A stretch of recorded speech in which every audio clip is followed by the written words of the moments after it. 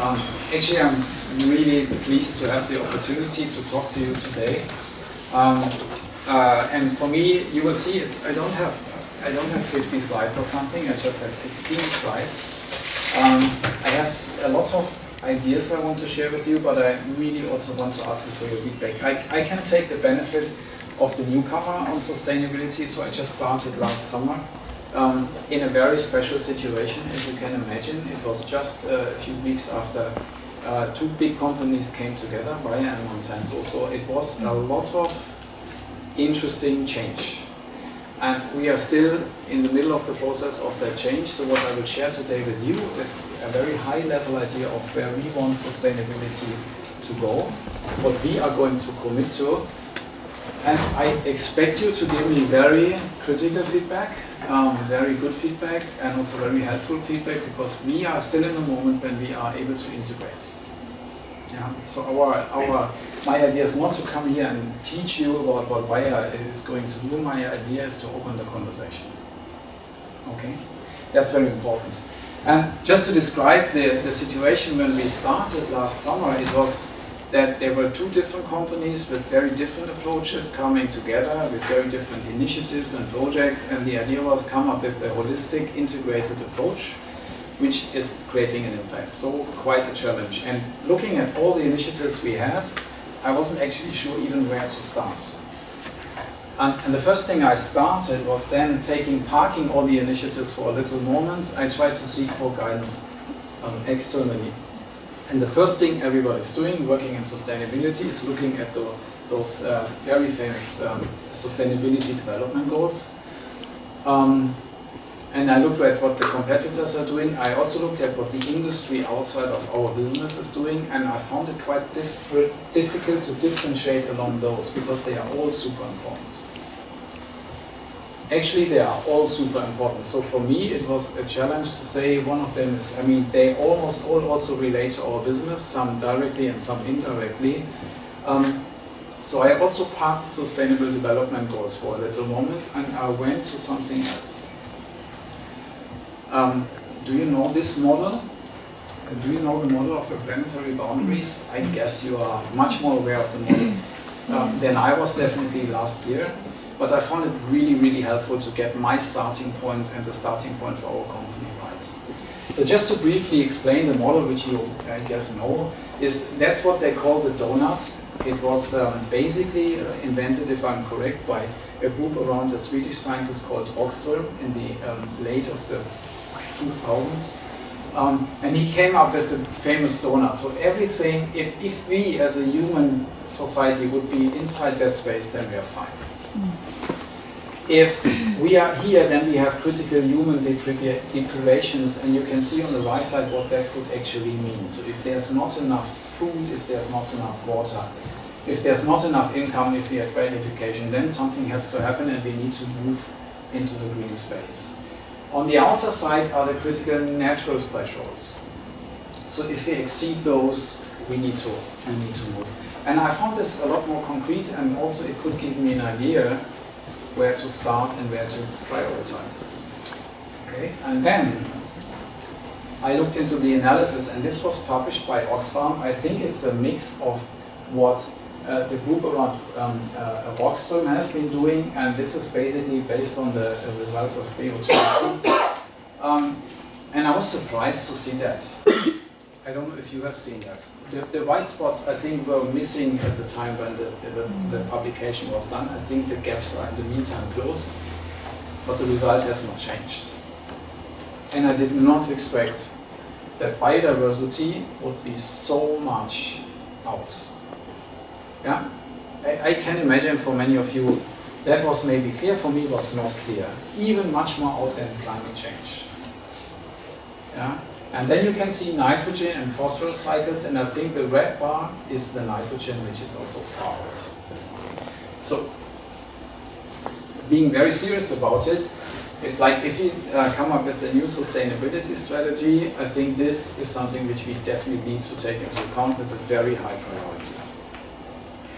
And that's already a little bit different from the narrative which you have heard from us and others from our industry, where the sole focus in the past was we need to feed a growing world population. Yeah. We also need to feed a growing world population, because you can see in the human deprivations, you still have a lot of issues with food, water, income and education, so there's no doubt about it. But it's a dilemma. We are in a certain dilemma situation. Yeah? Whenever you have any protest, different opinion, just flip and chip in, much appreciated. I mean, we all know there's a lot of conversation ongoing on the IBES report and the IBES conference, which is currently ongoing, but I already was very interested in read the FAO report on the state of world's biodiversity for food and agriculture, because that's quite concrete on our case, right?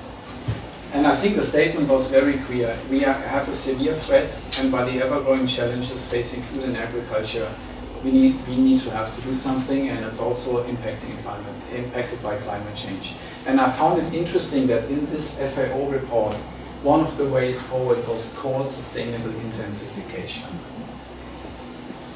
Yeah. It's kind of logic, but it clearly says we need to further increase output. We have no way not to increase output, but we have to reduce input at the same time. Yeah. Okay, and then is that really true? If you put biodiversity on the highest ranking, is it really true? That's an analysis by IUCN, I think, the list of threatened species.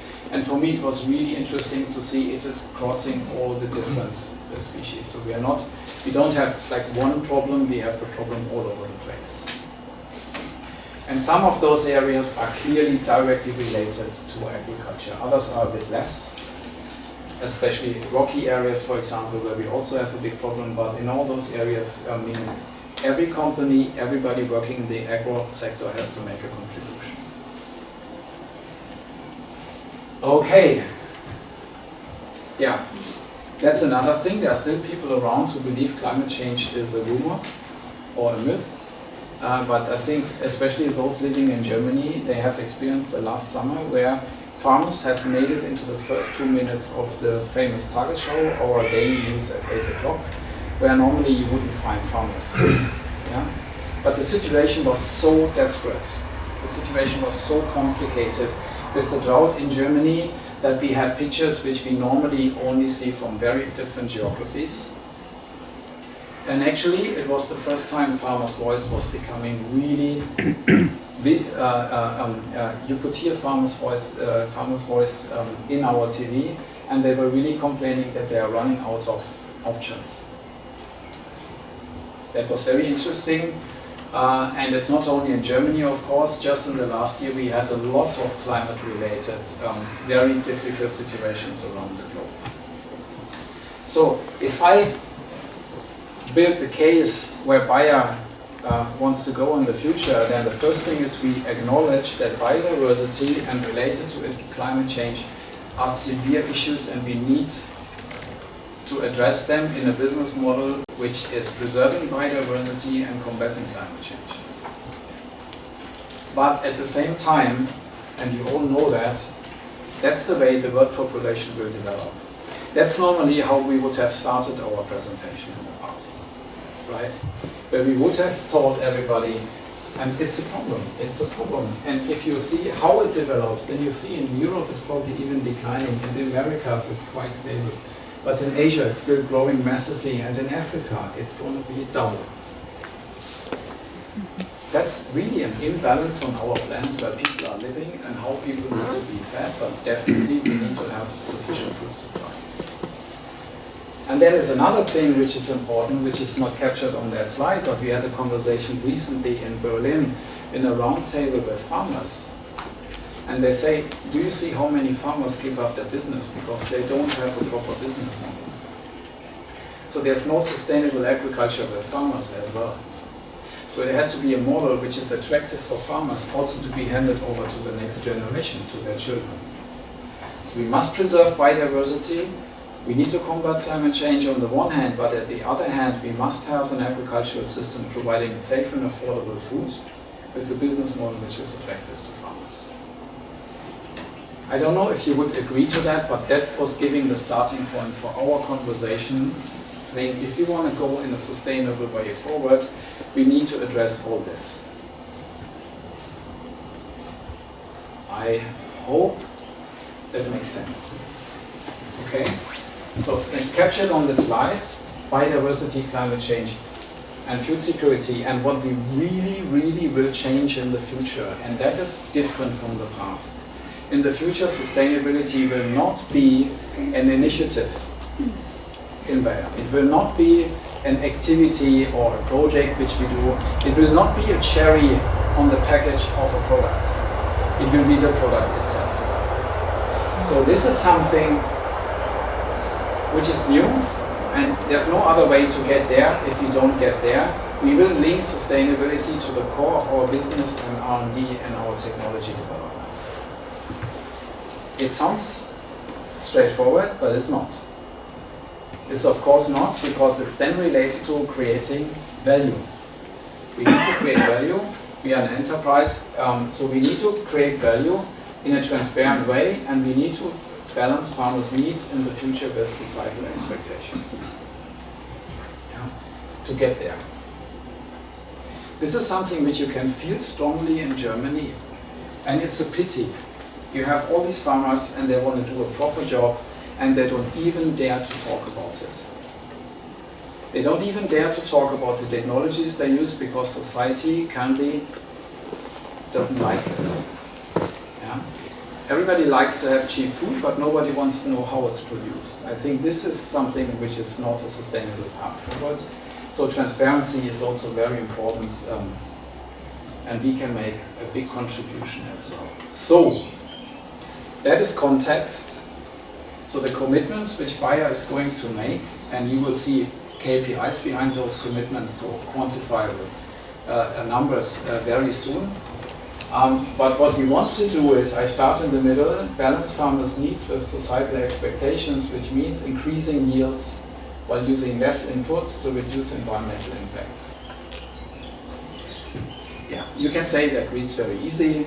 What's the big deal about it? But to say reduce inputs, reduce pesticides and fertilizers on the field, and reduce environmental impact is not an easy catch for the industry, because actually selling pesticides was the business model.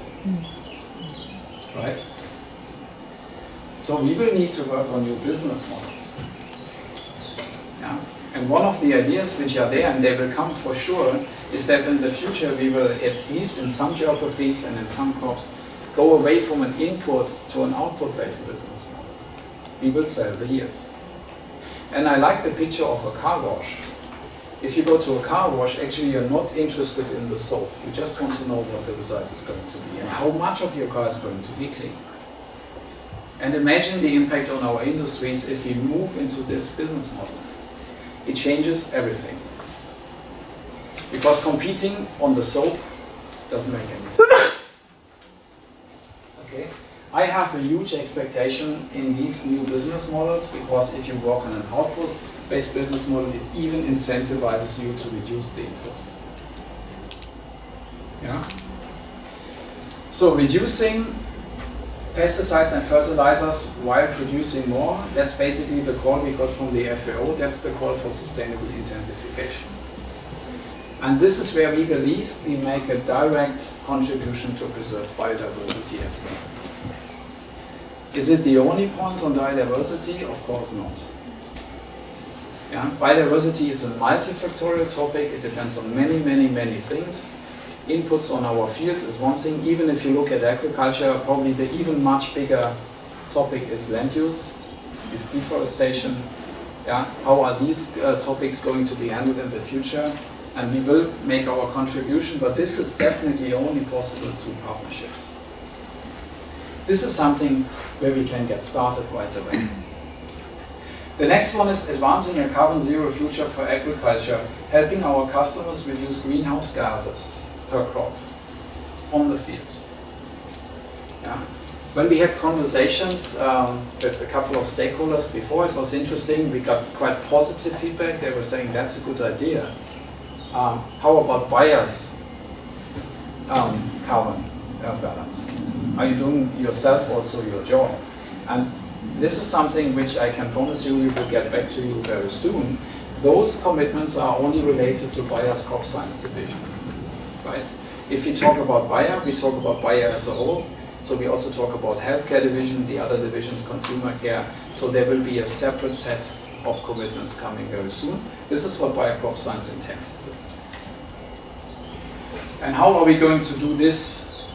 Yeah, it's a tricky question. We can have a long and intense debate, hopefully, about it, but supporting with cover crops, new technologies, reducing fertilizers, reducing nitrogen oxide formation, new rice technologies, reducing methane formation, new application technologies, reducing carbon dioxide formation. There's a lot in here.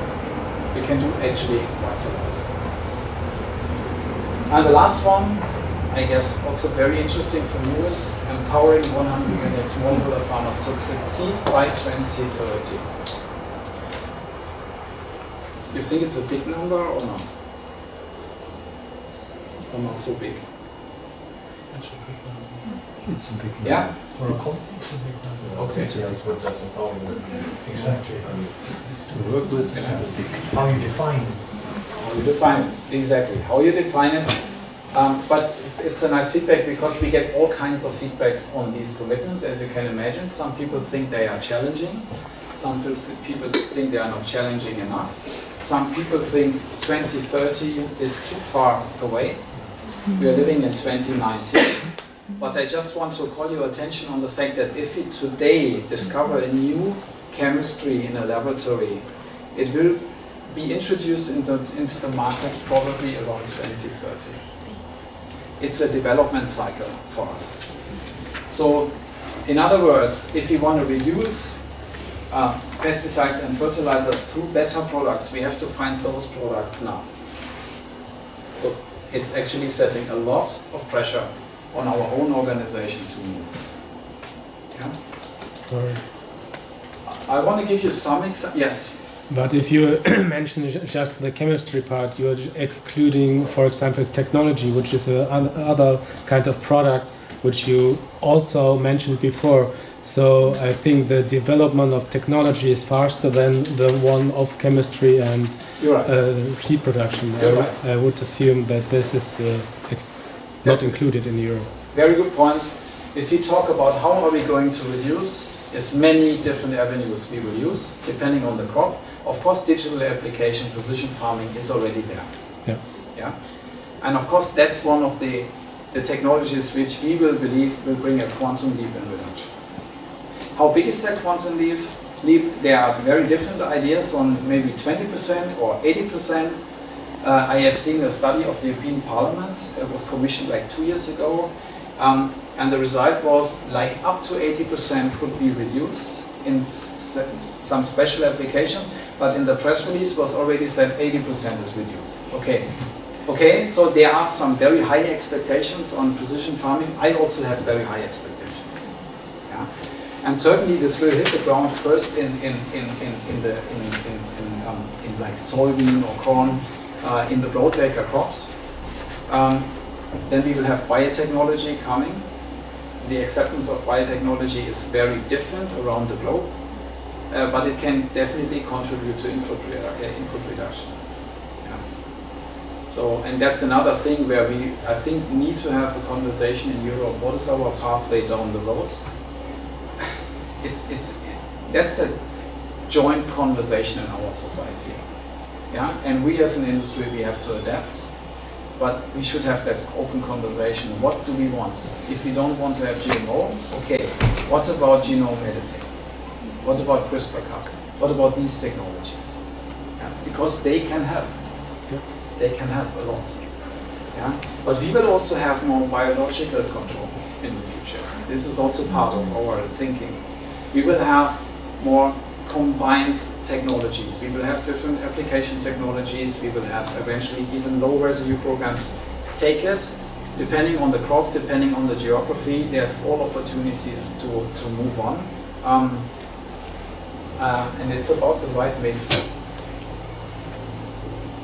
Can you elaborate please more on what's your vision for empowering the smallholder farmers? Yes. Of course. I think it is both. I think what I have learned so far is that we look at smallholders like on different categories. There are those progressive ones which are already in a business model and they still lack of access to markets, and that's the easy piece. There are those who want to develop into progressive funds. That's an already more challenging piece, but this is something where we want to invest. But then there are subsistence farmers. And we had a conversation already on subsistence farming because it's very complex. If we start to support subsistence farming and we want to make them developing farmers with market access and really a business, a running business, rather than just feeding their own families, then it will change the societal construction, right? Not all of them will move into this. And that is why I believe on this, we cannot at all do anything alone. We have to work with the right partners to find the right approach. Because it's not only the thing between us and the farmer, it has implications on the whole societal construction. But what I can say is we are not only talking about working with those farmers who already have a business, we also want to help subsistence farmers. We believe they are our customers of the future, at least some of them. Yes, and I can say a few words on the scale, but I start on the top again. We have Climate Field View, which came in from Monsanto Legacy, and it's like the digital farming business which we have. And I think they have amazing tools. What I have seen from them is not only precision application, it's not only applying at the right moment, which is very important, or sowing the right seed in the right place. They actually can capture the field data, the whole health profile of a field. Right? Where's the water? Where's the runoff? How can you help here? I mean, also reducing runoff of fertilizers into water is a very important topic, which is, by the way, one of the priority topics in the Midwest. So it's at a very high level of awareness in these geographies. Joint Bio is a joint venture where we look for new ways of soil health, root stimulation to help to reduce fertilization. I'd like to tell you that we have this example of Intacta, which is a soil variety. It's a GMO with the built-in resistance defense mechanism. So if you plant Intacta, you don't need to spray insecticides against the chewing pests. Is that nice? Sounds like, right? You save a lot of insecticide application with the GMO. So I believe it's really a very nice example to show the advantage and the disadvantage of the technology, and it's up for debate. Do people want to have it or not? But definitely, if you do not need to spray the insecticides to fight the chewing pest, I think it's something. And on the smallholders, I think the only way to scale really up in the end of the day is again through digital tools. So with FarmWise, we are working on a tool that we really reach as many of them as possible. And I think there's not one single tool at the end of the day which can make it happen. It will be a combination of access to tools, access to products, access to markets, access to information, access to training, access to education. We have a lot of these programs already out there where we try to train farmers to use our products in the right way. Last year we were training overall more than 1 million farmers in Asia, which is a lot and not a lot, of course. You can say it's only a drop of water in the ocean, but actually it's a huge effort. Right? So this is the program overall, which we are absolutely committed, and we will line up a lot of additional targets. You may say, where's water, where's soil, where are all these things? We will need to come up with them, very sure. But this is where we want to get started. And also we want to get feedback, really feedback. If you think that's the right direction, or that's not sufficient, or something really significant is missing from your perspective. I don't have all the answers how we get there, and for, I would say, European or German-based companies, it's normally really difficult to set an ambitious target and you don't have a very clear plan until the year 2030 how to get there. We don't have a complete plan at this point of time, but we want to get there.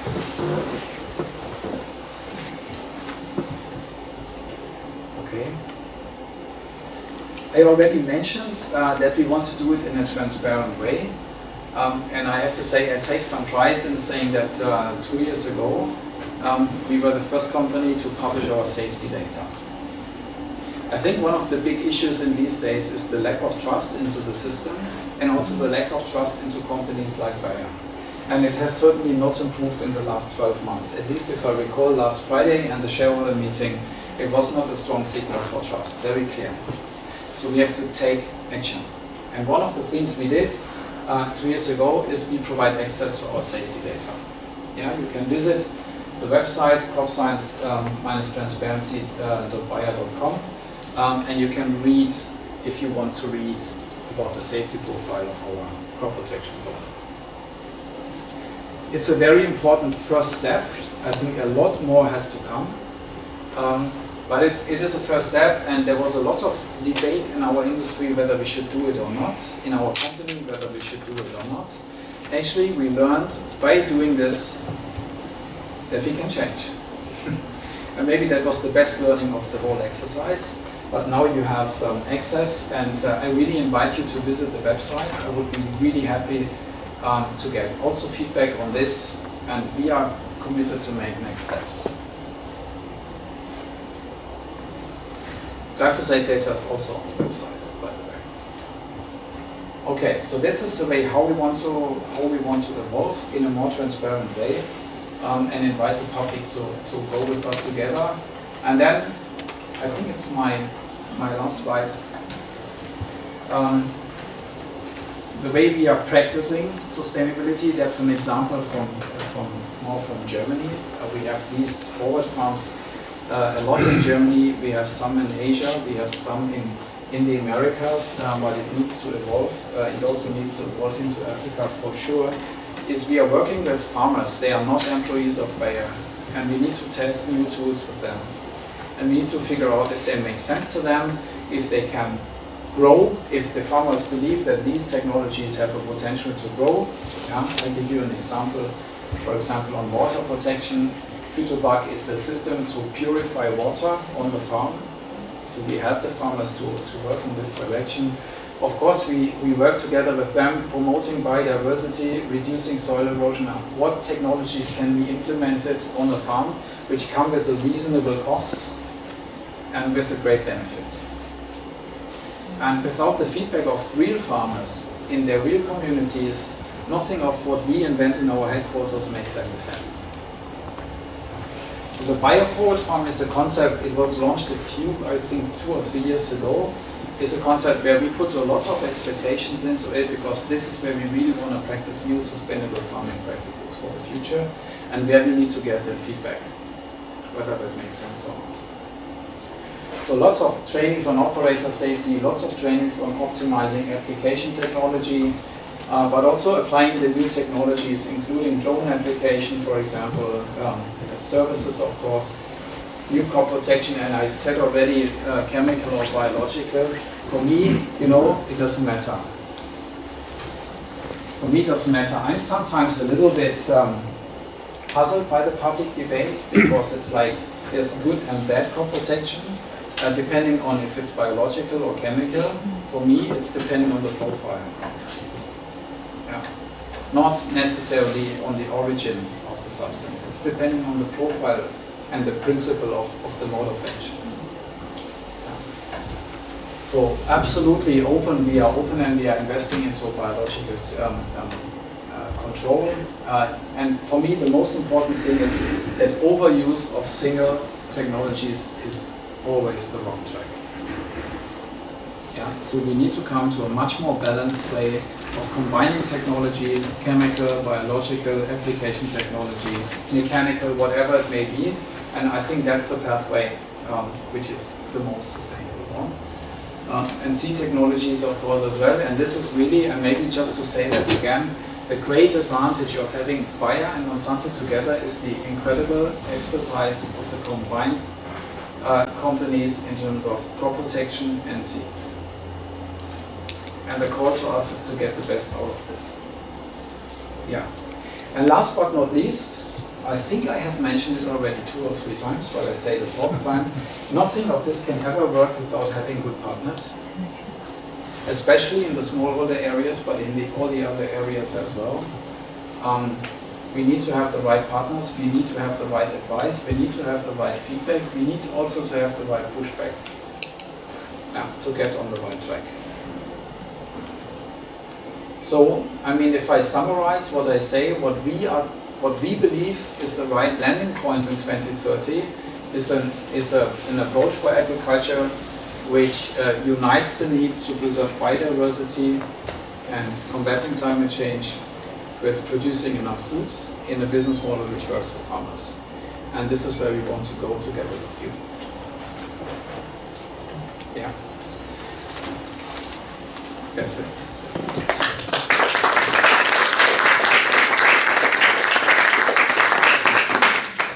Thank you, Klaus, for the presentation. The floor is open. Günther? Yes, thank you for the presentation. Nice ideas. One idea is, from my opinion, missing because we have to use the already produced food more efficiently. Because there are so much wasted, it makes no sense to increase the yields when half of them will be wasted again. That's why. That's, I think, the first point to go on before increasing the yields. Yes. Yes. Yeah. Yes. I mean, that requires, because at this point of time, that's not the core of where we are active, but it requires a much better engagement with the entire value chain downstream, and also from our side. Absolutely. The problem will be to find a business model in this Yes. in this way. It's not because the farmers want to gain more. They want to yield more. They want to gain more money. They want to sell more. On the other side, what they sold is not used efficiently. Yes. I believe one hook which may help there is that in the future, and there's always 2 sides to a coin, but there will be more traceability on food. So there will be much more visibility where food is produced and how it's moving through the value chain. That means also there will be more traceability where it's lost. And I think there sometimes we are living in a world where we live in Germany, we are on the highest level of technology development. That's not true. I have heard a lot about China. I have a lot about how traceability of food has already arrived in the supermarkets in China, while here is not. So I think along those lines there may be better opportunities to see where food is going, where food is lost, and to stop this. Yeah, but it's very high level. Yeah, plus I mean there are also technologies to be developed. I mean, if you look at post-harvest process, something that is tremendously important, especially in the tropics, there is clearly a business case to be made. For chemistry. For chemistry, yeah. More questions? Thank you for the presentation. I have one question and one comment. My question is about biological control, and this is our goal in the last year. I think that the biological control also harms the biodiversity. Because when you do the biological control, you want to intensification for one species, for example, and this species has become invasive species in the area. And there is a lot of trial for biological control, and in the long period, the biological control failed for the areas. And this is my question. So how do you manage for that, for the biological control on the long term? Yeah, I thank you for that comment. I think it's a very good one. It's a very valid one. I think, if you have control of pests, for example, and that's why I say if it comes from a biological molecule or from an extract from a plant which is treated as organic, or if it comes from a substance synthesized in the lab, the principles are exactly the same. So you're focusing for the biological molecules, not biological substance? No, for all of this. I think what we need to explore is the broad range of opportunities and then find the best combination of all of this to avoid exactly what you have described. Fostering of invasive species, all these type of things need to be taken into account in a better way. I just sometimes think that the conversation on biological versus chemical is not hitting the point. That's why I wanted to say that. But your point is very good. And you had a comment, right? Yeah, about the population growth and climate change and how that affects for the agriculture. Because I think that's the main reason for biodiversity loss and agriculture is population growth more than climate change. Because when you population growth, that we need more land and that we can deforestate, for example, or something like that. Yeah, I read the book of Harari, Sapiens, over Christmas, first time. And it left me for some moments into deep depressions because I was having these type of thoughts and how can we address it. I think what I understand in the terms of how world population is going to rise, that maybe we will arrive at a certain maximum point around 2050.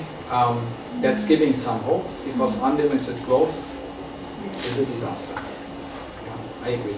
A disaster for our planet, a disaster for biodiversity, and I think there also the developed countries have a role to play, a very important role to play. Yeah, but it's difficult in developing countries to control that. But there are wonderful examples. There are wonderful examples of developing countries that tackled this problem even in the last, whatever, 5-10 years. Look at the demography in Bangladesh over the last 10-15 years. They dramatically reduced their population growth simply by educating girls. I mean, if there's one thing to learn in terms of family planning, you invest into teaching young girls, you have multiple outcomes, including a dramatic reduction in demographic growth, plus economic growth, plus blah, blah, blah. Yeah? But also in terms of demographic growth. Luna. This discussion we brought forward on, to feed a growing population, we need to increase yields. This is a topic we discussed in the 60s and 70s. I mean, even in most developing countries now, it's not calorie poor. People have enough to eat, but it's more the quality. I mean, nutrition is a topic, and you didn't address that at all. So it's not just about feeding people. I mean, in most places, there is sufficient food.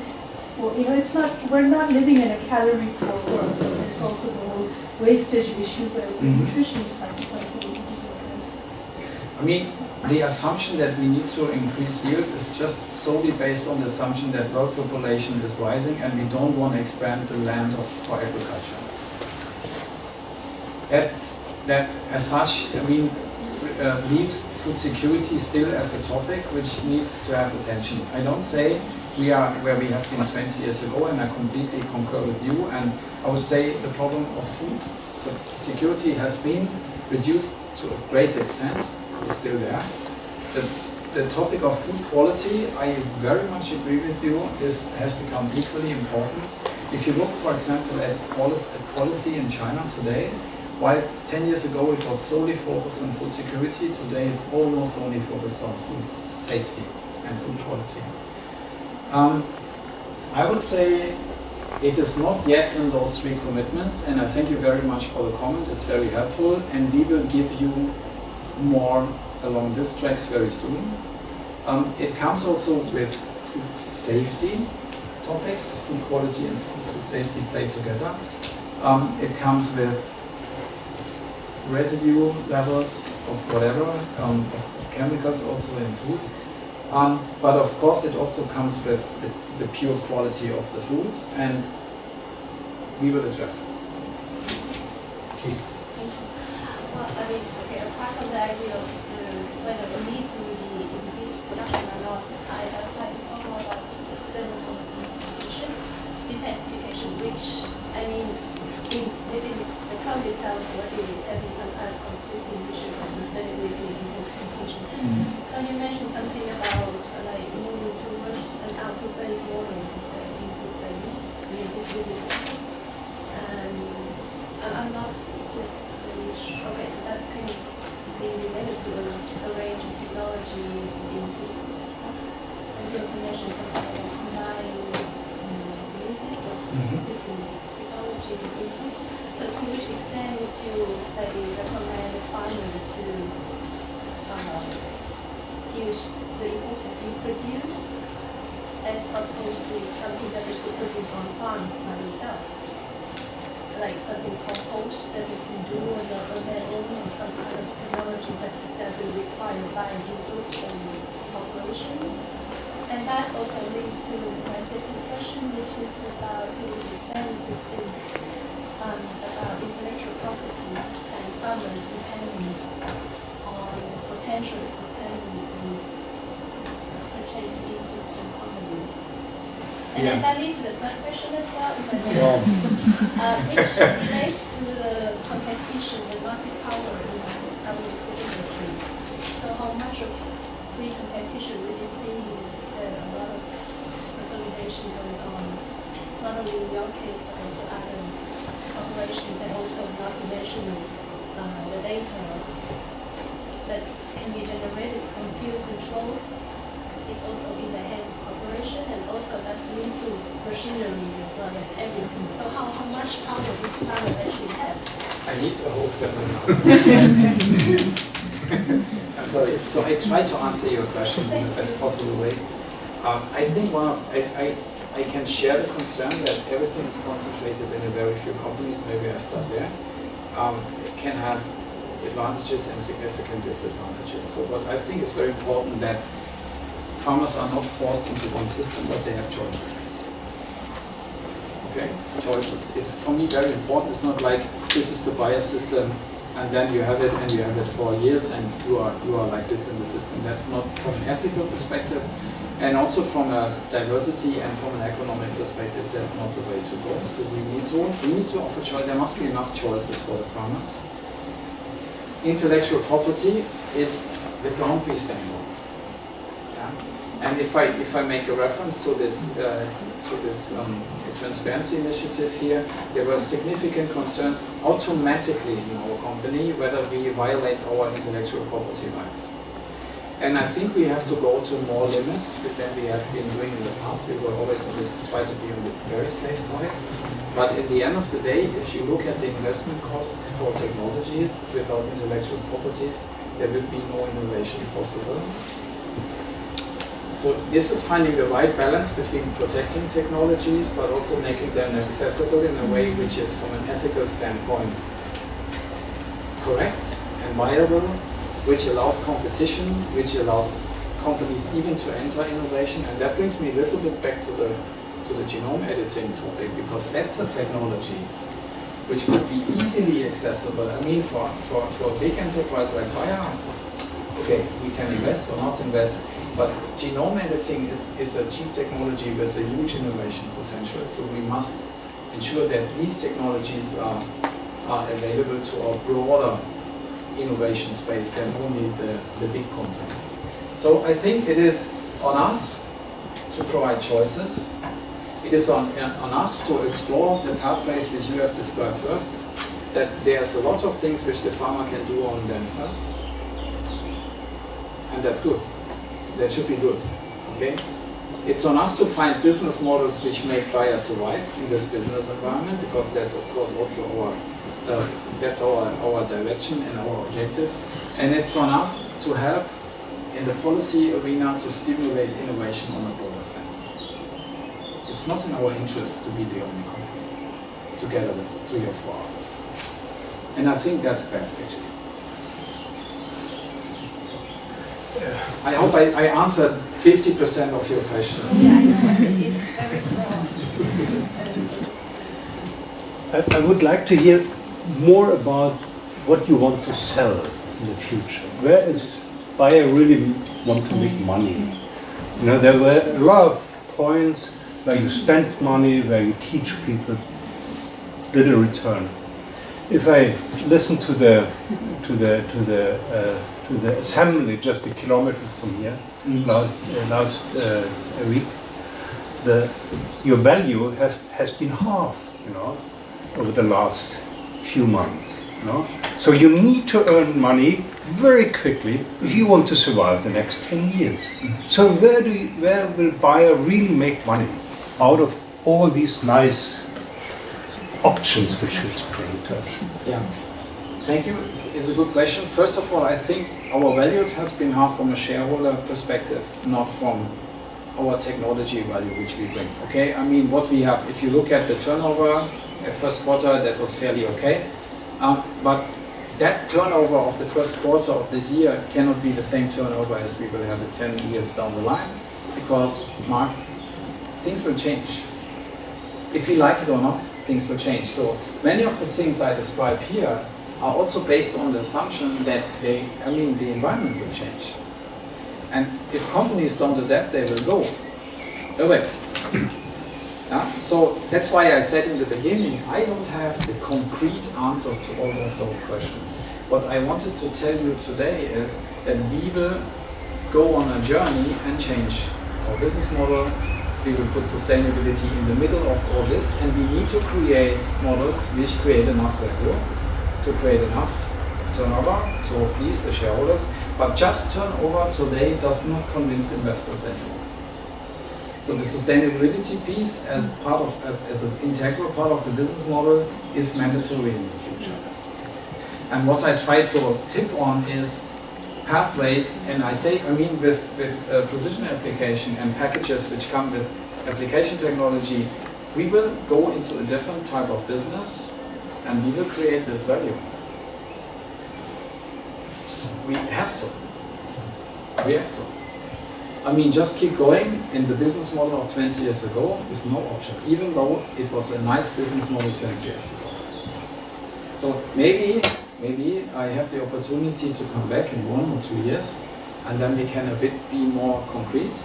But what I can also promise you is we will publish concrete KPIs on those sustainability targets, and we will track them publicly. And then if you're interested, you can track us. Done.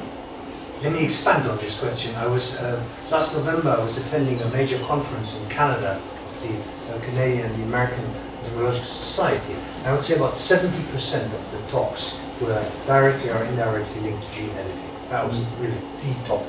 Now there was a significant presence of colleagues from the private sector there, including many people from X-Monsanto, Bayer, etc. They were extremely cagey about it. So there were lots of questions, are you working on this? And they were all the time kind of protecting themselves, saying, this is very interesting research, but we have nothing in the pipeline. Hard to believe that this technology is, if I pick up this question, where would I see a business model, an interesting tool for you in the next 4, 5, 6 years? Maybe not in Europe, but I would imagine that gene-edited varieties could become a major economic revenue stream for companies like Bayer and Monsanto. Yeah, I would expect this too. Absolutely. Still, the technology is relatively young, and still, even if it's a technology which is in the meantime fairly adopted, it takes a few years to come to something which you can think of commercializing. Right? So, I think all the players are on that ground. I think we haven't seen any really big relevant entrance into the market of a new product, but that's a question of time. Manfred? Good. Thank you. Yeah, thank you for the interesting overview. I was missing a little bit numbers. Yes. Perhaps that was intentionally. No, I would have preferred numbers. I'd like to know how much Bayer invests in these sustainability approaches compared to other sectors also. So is it relevant in the context of the company, or is it something small? It's absolutely super relevant, and there's two in elements. terms of money. Money. Money, yeah, very relevant. On one hand, and that's maybe a too simple answer for you, but what I can tell you is that our entire R&D budget, which we today spend in R&D as we do it, will in the future be spent in R&D, but under the sustainability frame. So that means every product we develop in the future is developed under those frameworks. And the nice thing is, and that's something which I found actually fast for a company like ours, that business has already approached me, and this is now just 9 months after we started thinking how we can include this into business development, product development practices.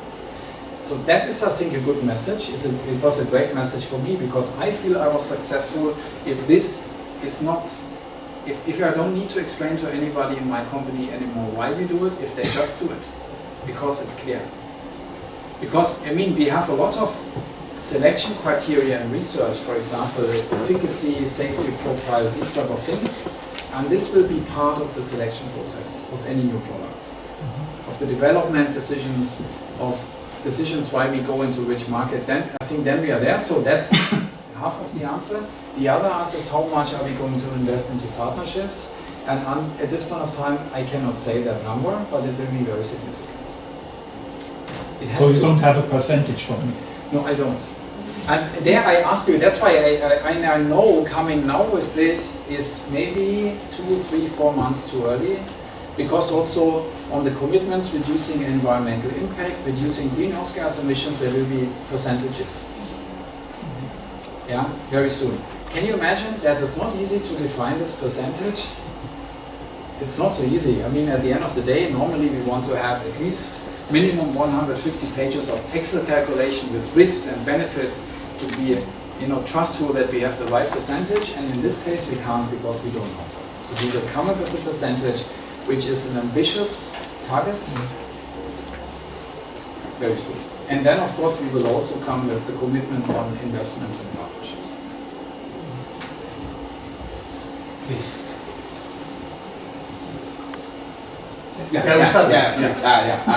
Thank you for the presentation. And my question is more related with your business models in terms of what is the innovation process with the current and future users. I mean the smallholders, and how you consider their livelihoods for the business process. Yeah. Innovation process. I mean. Yeah. This can never work if we construct a smallholder concept in the headquarters in Germany. Of course not. Yeah. So we have people in the ground in all those countries. We have our team in Africa. We have in all the countries in Asia. We have our teams, and we will need to work it out with them.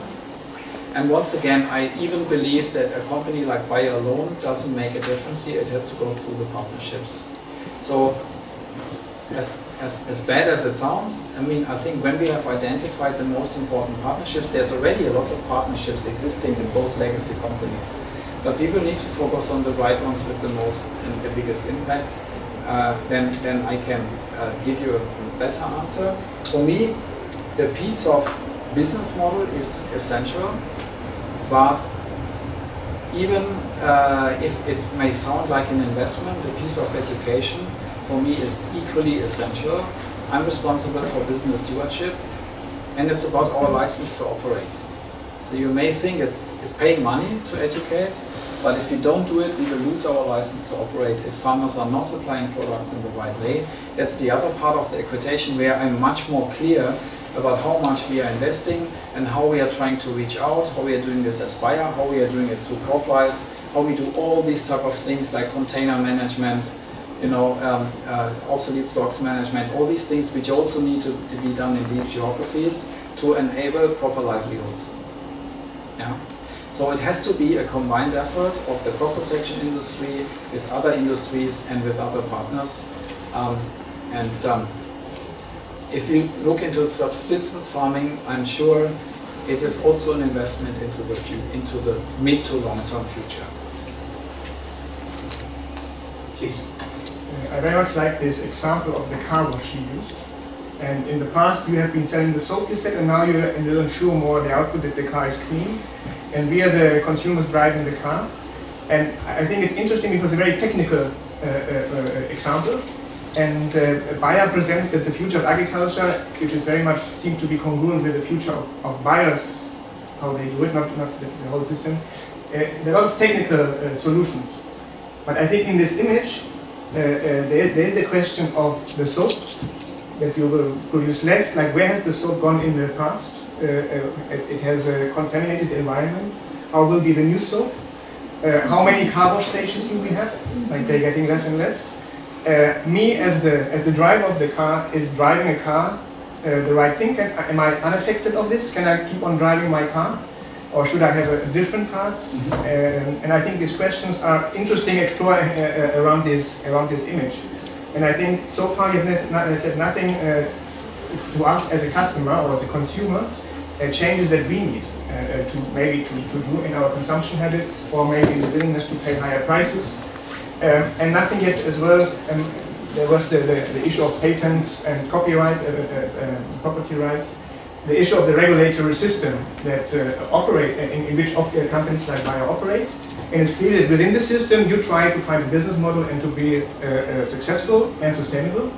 But does Bayer have a position for the future of agriculture? That, for example, it's now discussed that European subsidies for different kind of agriculture could be reformed, should be reformed.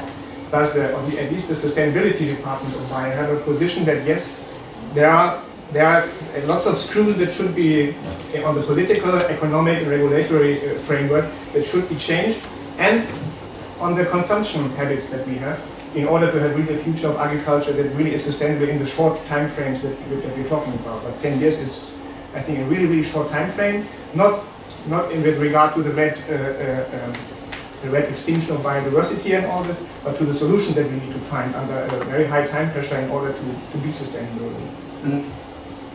Okay, again, a lot of questions. I try to pick a couple of answers.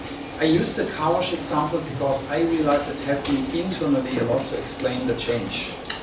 And maybe because we are a very technical company, it resonated a lot internally, but it was making that people could connect to this and they could see, and also they could really imagine how much it has to, the impact will come back on us on the change. And how we need to refocus what matters in such a system and what does not matter as much as it did in the past. And of course, we will still need soap, and we will continue to work on better soaps. Absolutely clear. The difference is that in the past, I think there was always in this intellectual property context enough space for all big companies. If you take like an insecticide with a specific mode of action, all the companies had their own molecule. All the companies had 2 or 3 azole fungicides, whatever, even neonic insecticides or others. And it was a competition, and in the end, marketing made the difference. But if you go away from the input to the output model, I think there will be much less space for, all types of similar chemistry. And I think that's good. Yeah? It will push innovation to new things. And on new things, and how we are looking and how the whole approach to looking for new chemistry has changed, just to describe, even in the times when I was in research in the 2000s, we were really going completely away from looking just for the next most effective fungicide. That was what we did in the past. Broad spectrum, most effective. And we realized, also thanks to the regulators and thanks to regulations increasing, that that's not the road to success. So today, in our research, we have a combined look at efficacy and safety profile already in screening substances. Yeah? We would never develop a new insecticide which has really bad properties on bees, because we check it out early enough. And we deselect not only according to how it's working, but also on the side effects. So this has changed a lot, and that's why I say what my expectation to the future is that sustainability parameters will also be implemented in the selection processes. That the new products make a contribution going in this direction. Yeah? That's something which I think should be helpful. So that's the first part of the question. The second part is on consumption patterns, on consumer behavior. It's not the same like consumer expectations. it's very often exactly the opposite, right? That's a complex one where I think we have a role to play. I make reference again to this roundtable in Berlin recently, where the need of farmers for sufficient prices became really, really clear. And I think that's a call where buyer has to make a position and where buyer has to come up with the position, and I think paying enough money for good food is a must, and that's not where we are today in Germany. From my perspective, food is far too cheap. That's why we throw it away and buy new bread every other day. But that is not something buyer can resolve all alone. So this is what we all need to resolve as a society, basically in a society debate, that we reframe the discussion on what is the expectation to food and what are we willing to pay for it. Yeah. I have a question for the economic part of your identity. Farmers, one of the reasons for why the farmers, your customers, are not protecting biodiversity to the extent we'd like to see it is that the services that biodiversity provides are often public goods. Yeah? So what you're striving for is basically to protect these, but the farmers are not being compensated for protecting them. But they have to buy your products.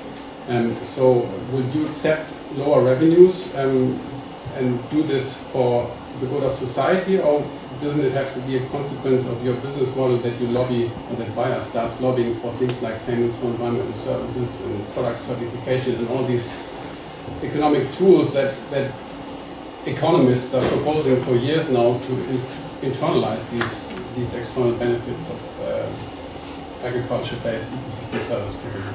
I think we will have to do our share in the incentivation. Yeah? And the more intense incentivation for good best practices there is, the better, and the more it will be adopted, and we will have to do our share. Yeah? Does it say that there should be no public support for good practices? No. Yeah? But we will do our share to this for sure. Which are the crops and which are the traits that we'll be focusing in? Yeah. Good question. What is very important for us is that we don't cherry pick some nice crops where we can demonstrate, like the soybean and tractor example, look, we have achieved a significant environmental impact reduction, we wash our hands. We will probably not start with olives in Cyprus because it's not significant enough, but what we want to make very clear, we will work through a large number of examples which have to be diverse in terms of crops. So soybean, I can already say it because it's a given, it's like soybean and corn and cereals and fruits and vegetables and rice have to be in. There's no doubt about it. And also diverse in terms of geographies.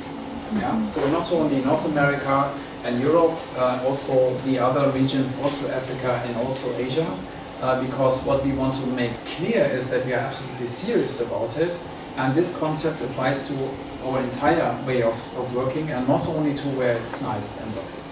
And the traits? The traits is a good question, but it's basically the same answer.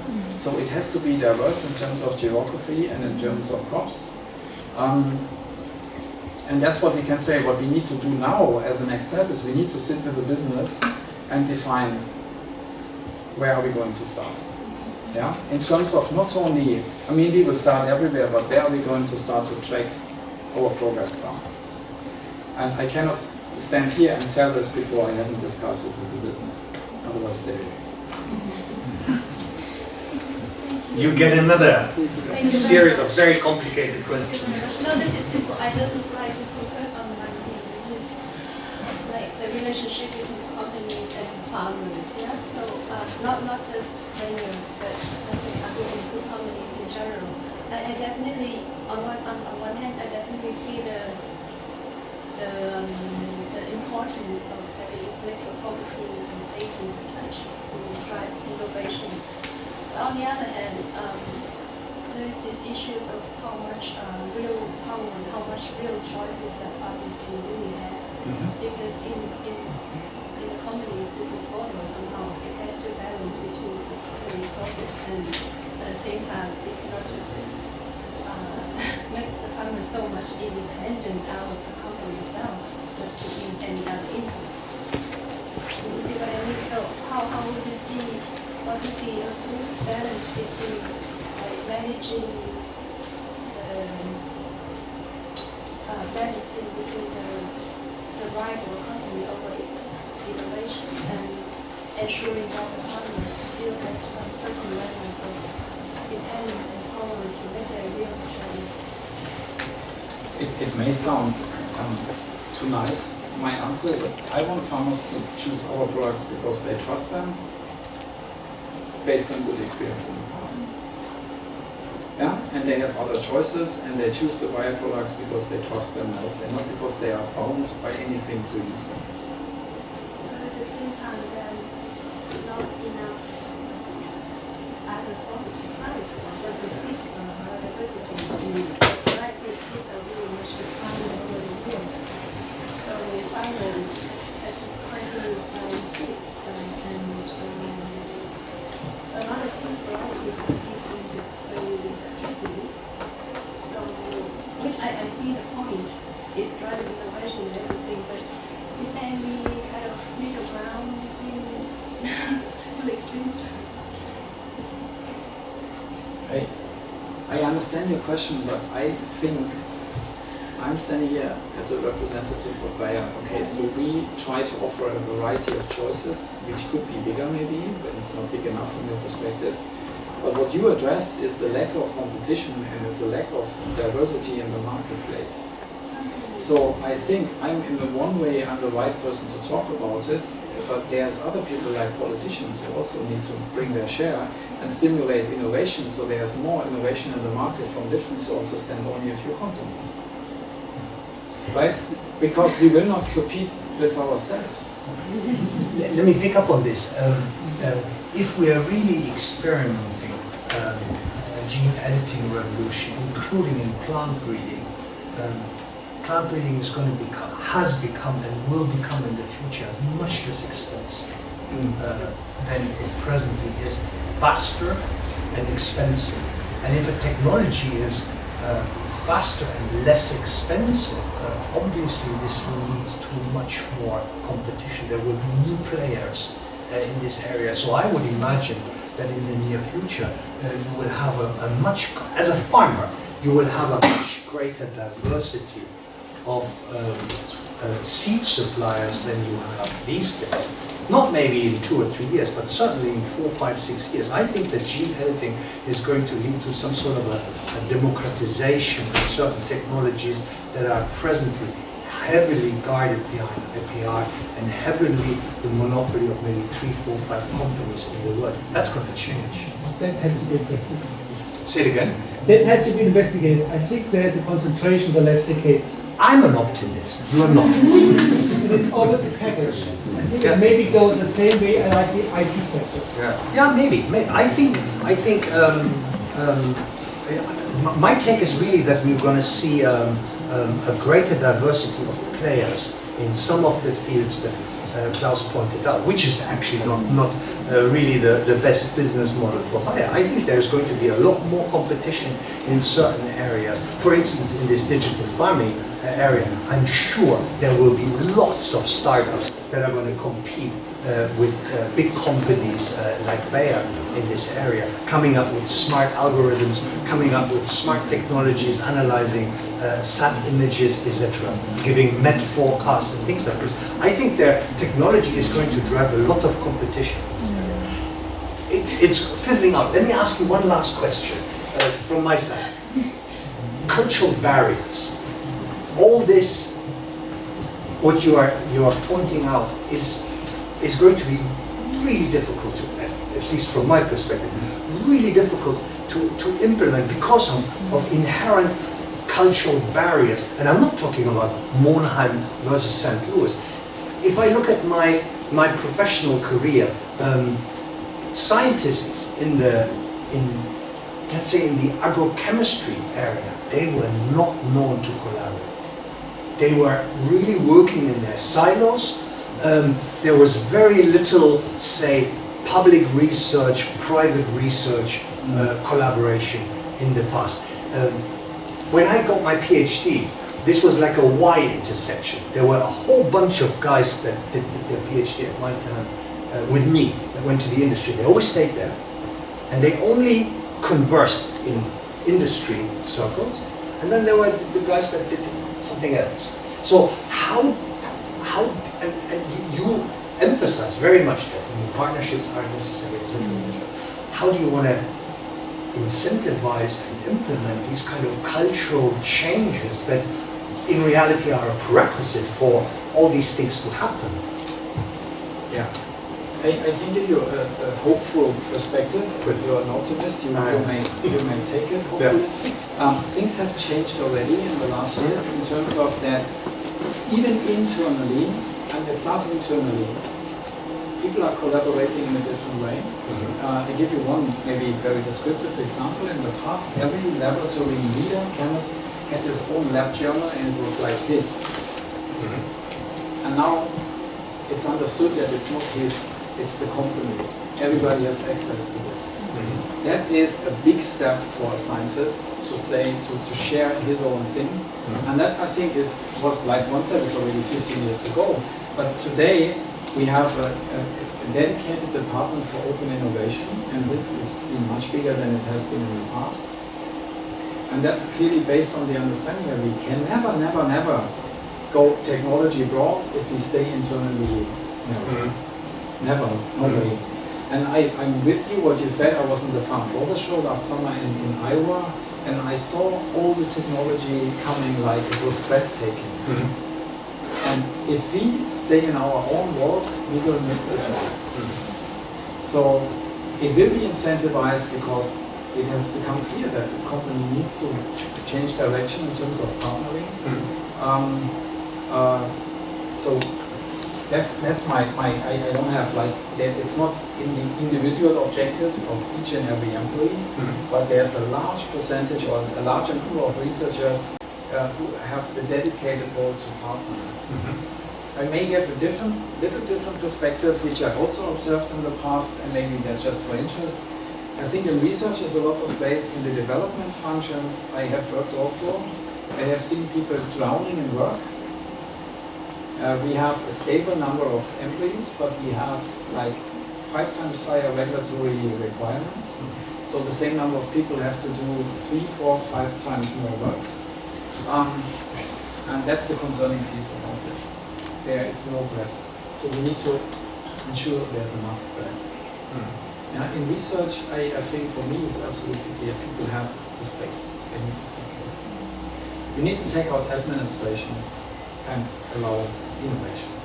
And that's a very general statement we can all buy in. Shall we give him a round of applause?